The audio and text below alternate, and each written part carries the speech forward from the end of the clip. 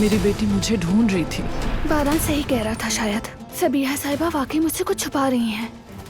वो इसरा यलमास को क्यों तलाश कर रही है? क्यों खोज रही है मेरी पुरानी शनाख्त को? दिलान?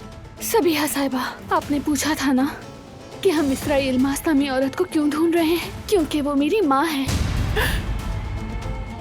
अब वक्त आ गया है कि दिलान सच्चाई जान ले। तुम्हारी माँ के बारे में जो कुछ जानती हूँ सब बताऊंगी। क्या तुम यहाँ आ सकती हो फौरन? ये बताओ, दारिया के शेयर्स किस नीयत से खरीदे?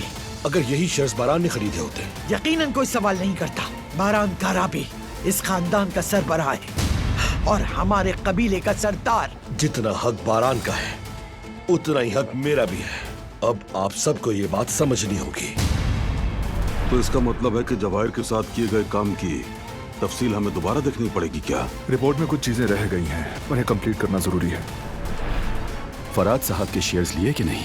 मैं इस मामले में नहीं पढ़ूंगी। ये तुम क्या बकवास कर रही हो सबिया? सबीहा साहिबा, छोड़ो जवाहिर, क्या कर रहे हो?